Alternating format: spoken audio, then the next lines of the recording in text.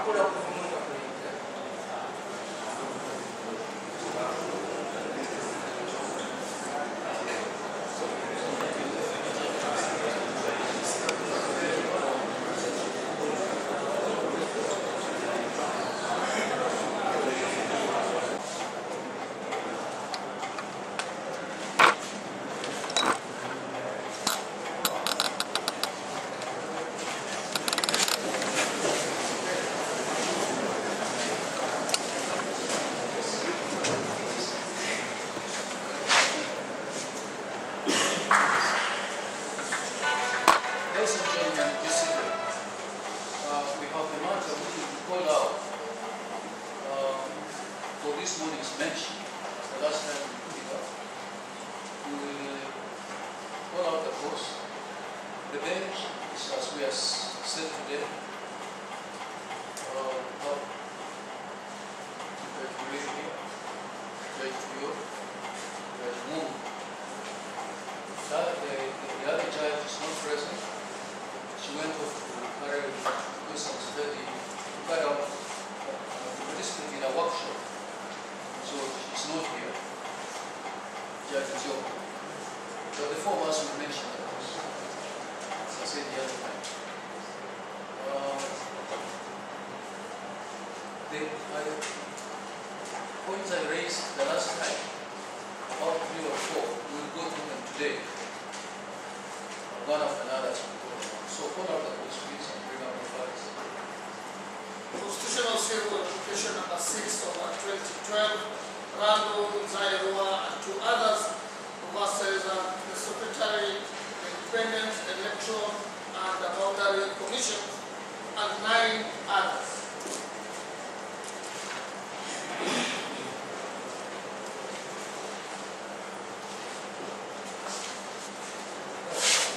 Please, my Lord, in this matter I appear for the petitioners.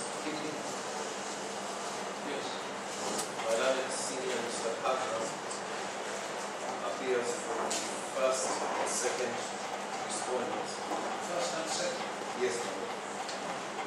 And Mr. Ere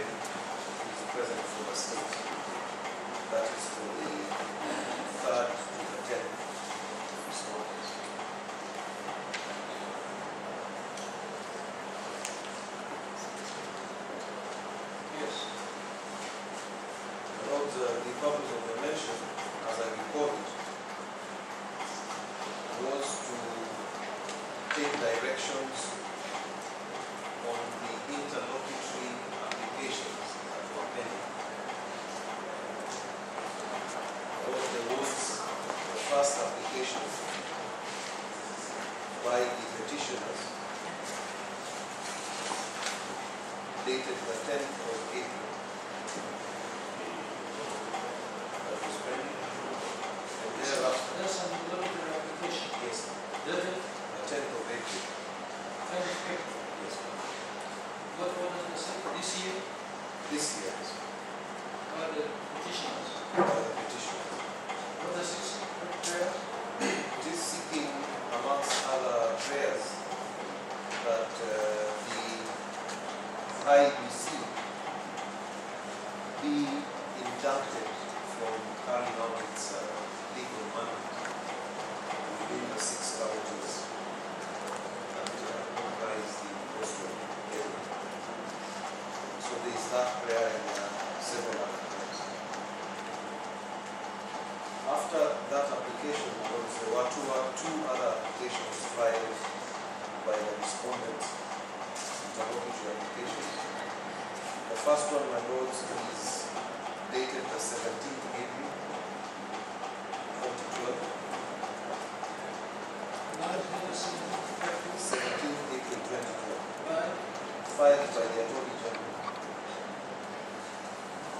and seeking that the main motion be struck out.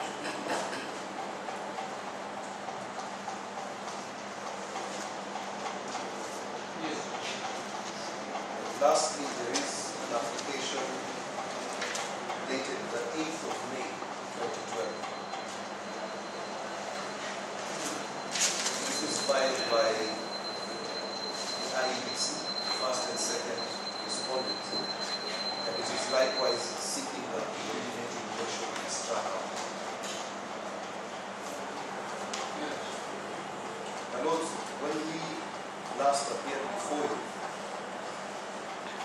we had pointed out that the two applications filed by the respondents were primarily founded on the allegation that the petitioners belong to an illegal organization.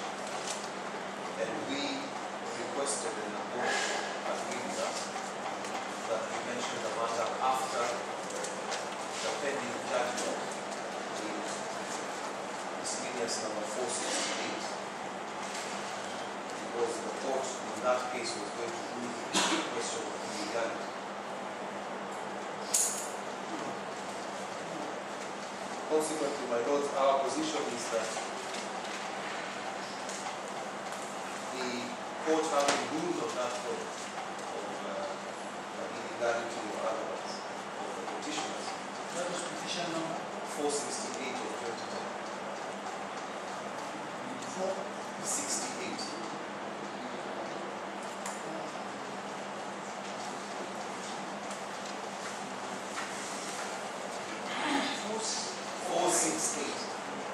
Of 2010. The petition we had before. The one that was before 3 times. Yeah, what was the petition? 468 or 468 Of of 2010. So our position as the petitioner is that the court having ruled on that question of legality, we take the position that there is no further need to entertain the two interlocutory applications filed by the respondents, because these applications were primarily founded on this alleged illegality. We would be requesting that we be given a date to argue our interlocutory application dated the 10th of 2012.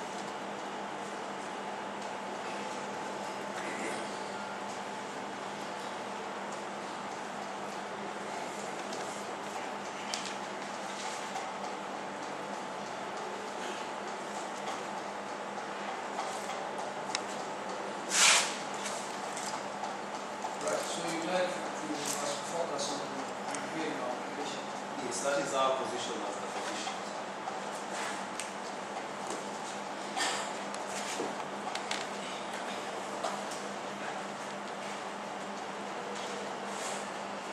Mr. Pepper? Look, I'll start off by saying it is a little presumptuous on the part of my learned colleague to start assuming that the decision delivered by your lordships in petition number 468 of 2010 deals with and disposes of the applications by the AG and ourselves before your lordships on the without having really to look at the merits of that application.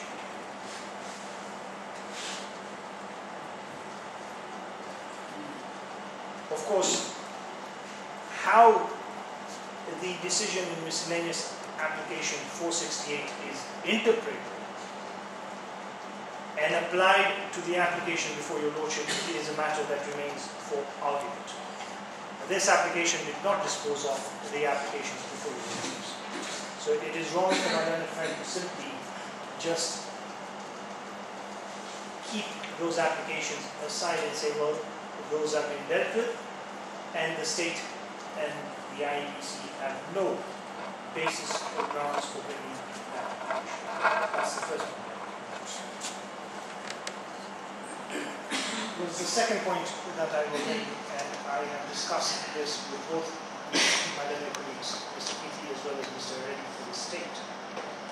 As your lordships are well aware, my late partner, Mr. Qasim Shah, was the one who was handling these matters, and in particular this matter. Look, in as much as I have gone through the file,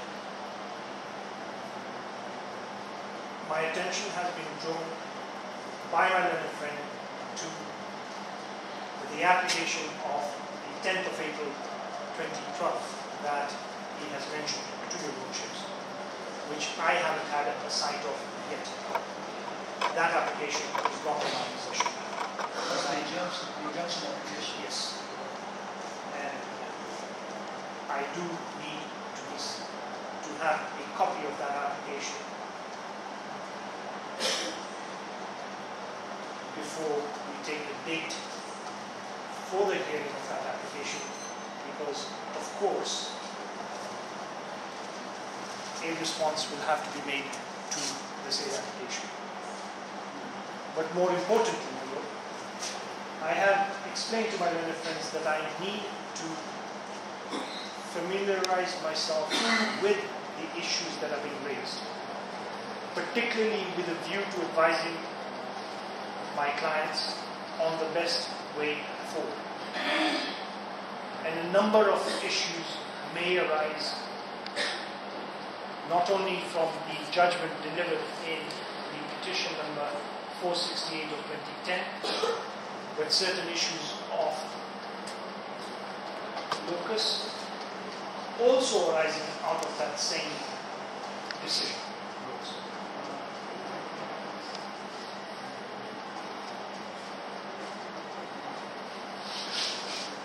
My suggestion to council was, and I don't think they're averse to it, or at least that is the impression I was given, is that we come back before your lordships, perhaps in about 3 or 4 weeks' time,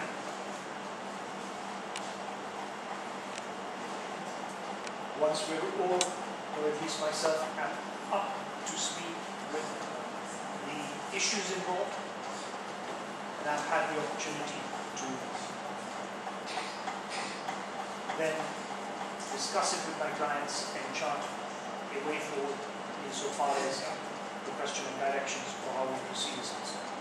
Unfortunately, my lords, I find myself in this unenviable position through circumstances that really are unavoidable.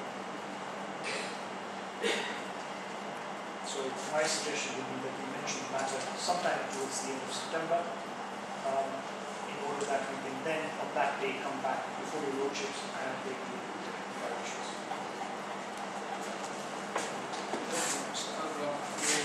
Elsewhere,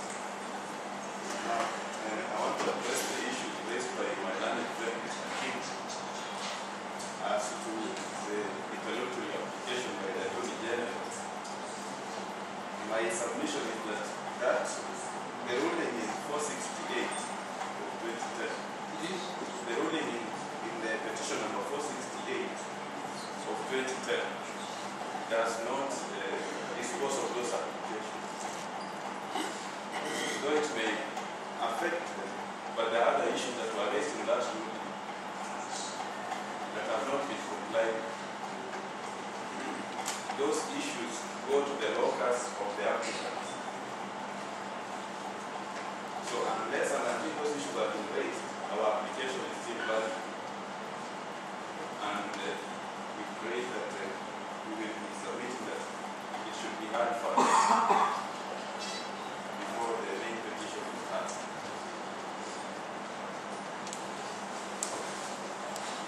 On the issue of Mr. Kadra seeking time, I have to admit that he has spoken to me and also explained his practical and the position he is going to take. And I agree with him that if the court is critical, we can grant it knowledge so that we may come for the election maybe 2 or 3 weeks time after he has familiarized himself with this.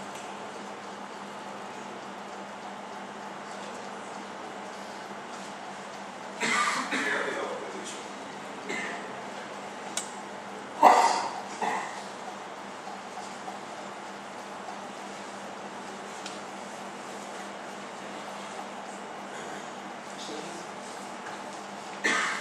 My lords, I have a very brief response to my young friend. Firstly, my lords, the stance adopted by them this morning, the stance that they have adopted this morning, to the effect that the decision in miscellaneous number 468 of 2010 has no effect on our proceedings. My lords, I would like to submit that that stance is disingenuous under this. I say this, my lords, because when this matter first came before this court, and when it was forwarded to the Chief Justice for direction, the record will show that all the parties who were present agreed that it would be necessary not to take any step in this matter until we know what the 3-judge bench will decide in miscellaneous number 468. It was for that reason that was agreed between all parties that this matter was delayed for approximately 2 months.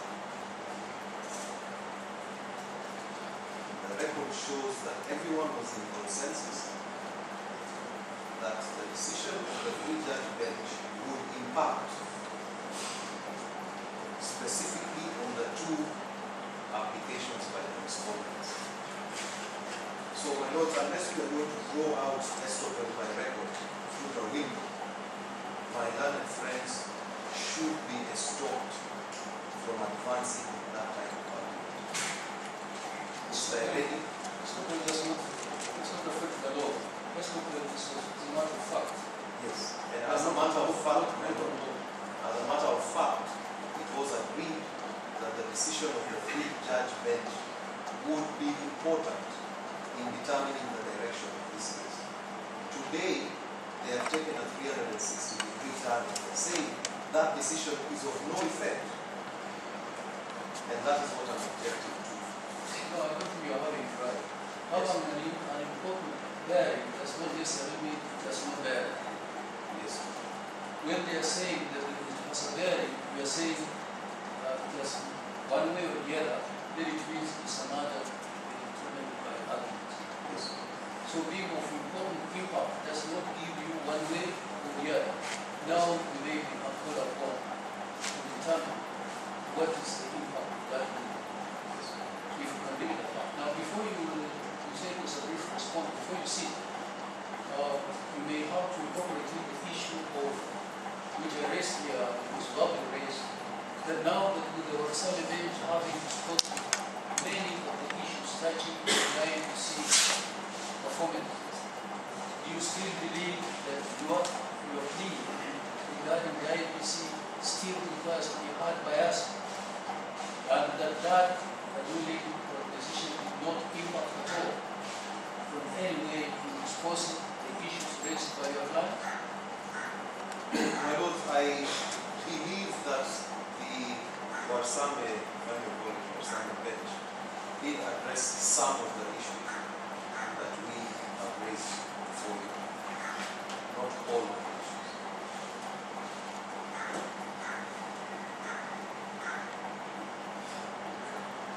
And so, my Lord, when we do get to argue our application, we will indicate to your Lordships which of the prayers we are no longer pursuing when we get to it.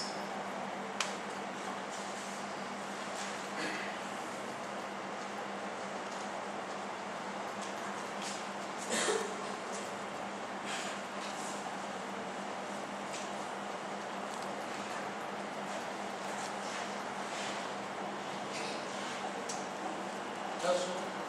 Now, my Lord, having listened to your Lordship's sentiments on the position adopted by Madam Police, I would then request that, my Lord, because we have taken this date for directions as to the order of priority in which these interlocutory applications should be had, and as my learned friends insist that they still need to argue their applications, that we probably can make presentations today about which applications are proceeding and take directions from the Lordship, so that when we do come back, we are coming back for a specific task.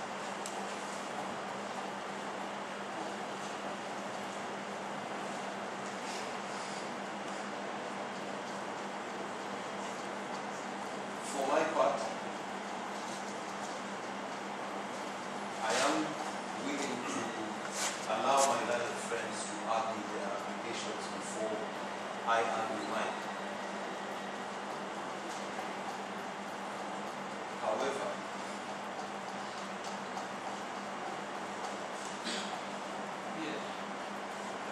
I have tried to intimate to my learned friends, and I would like to also mention this to the court. My Lord, in as much as the prayers relating to the elections and to the electoral process are concerned, my Lord, we are operating on what I would call a very limited calendar. I say this, my Lord, because we filed our main motion on the 31st of January this year. We filed our interlocutory application on the 10th of April under certificate of urgency. And today, 4 months later, we are yet to be heard. And in my view, this court ideally ought to be able to determine this matter before the election campaign period sets in. That is the last 3 months before the election. So, my Lord, I am looking at an ideal outcome of this matter as parties being able to complete their submissions either way, at least a month or a month and a half before the end of the year. I say this, my Lord, because electoral issues are emotive issues. And my Lords are quite aware that quite apart from justice delayed being justice denied, there is also a very important requirement that there should be no appearance, deliberate delay of any kind. So, my Lords, all I'm urging is that whatever calendar we set ourselves should be cognizant of the possibility that if we do not manage to complete this matter before the election campaign season starts, then our efforts might be very limited. you address the issue that Mr. Kandwa has not outside of the application you have in order to take instructions, because you commented on that. And if doing so, also address your mind with the fact that we do not have complete records. The parties filing and letting us have complete records. The applications, the affidavits, the intended exits. Could you round up by anything on that?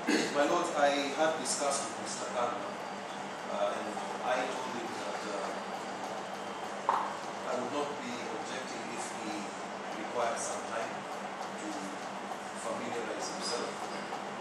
And I say so, my Lord, because I felt that if we do agree that within a month I will have supplied Mr. Kandwa and also supplied court with the extra copies, which was supposed to be ready today, my Lord, save for the disturbance we will have in the city center. It has interfered with our ability to finalize making copies and binding. But we expect by the end of this week that the court copies will be in place. My hope would be that if we do give Mr. Kandwa a month to familiarize himself, we can at the same time today agree that when we are coming back after that 1 month, we are coming to do a specific task, whether it is arguing our application or arguing the petitioner's application, or, which I'm also prepared to do, argue all 3 applications at the same time.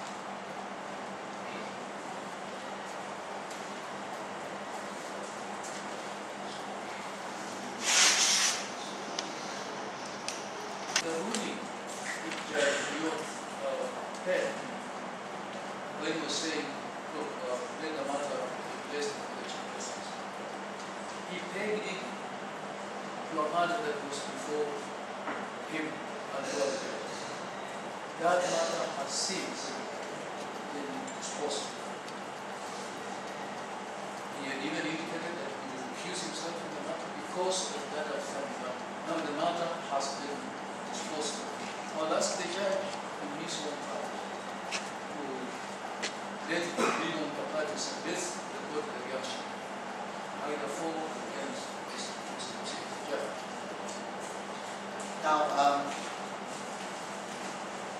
I gave certain directions of the 22nd of May, 2012.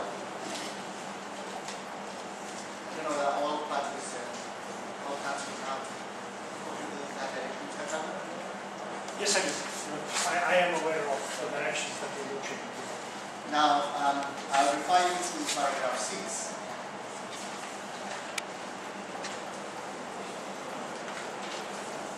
Paragraph 6 of those directions.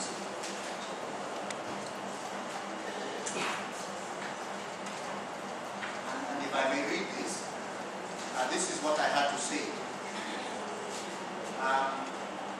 I recuse myself because a ground that is common at that time to the applications is that the petitioners lack capacity as they bring this petition on behalf of a prescribed organization.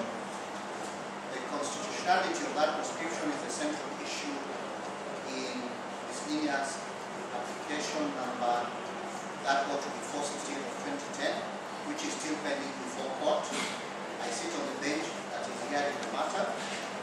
These 2 proceedings are linked, and it is in the interest of justice if they were dealt with by different judicial bodies. So the question I pose to the Mr. Kandwa, I want to give you a moment. No, You want to so hear I understand what you're saying. Okay. Yes, the question I pose to the parties is whether,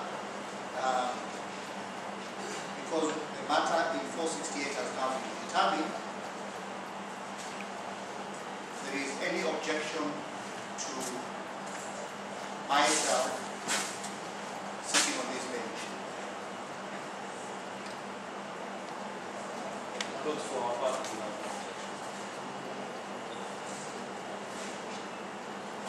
no objection. First of all, my apologies, my lord. I It's did okay. not mean to be rude. No, I was no, listening to no, what no. your lordship was saying, just that I wanted to confirm with the AG that we are not a common sense. I did not want to be seen So- going off. I think we can give you some time to. No, I have consulted. My position is I have no objection because I don't think that, I mean, your lordship knows that we were not in 468. I've gone through 468. I know a decision has been made here, as your lordship correctly pointed out. The question is going to be, in what way does this decision impact in this particular petition? So I really have no objection to your lordship sitting in this bench. Particularly because I believe Judge Mehra also sat in 468. So if we were to adopt the stance that your lordship disqualifies and stand by that disqualification, it may apply perhaps touch on Judge Mehra as well. And what we're going to have is a situation where we'll have to go back to the CJ for reconstitution of the bench. So I on my part have no objection. I'm sure your lordships will look at matters afresh based on the arguments that are put forth before your lordships independently. Of course, in having in mind 468, but with the view of how that decision impacts on this particular matter. I think that's the point that I would make. I don't think that decision actually disposes of the application because of whatever your lordships have observed in that decision. Yes.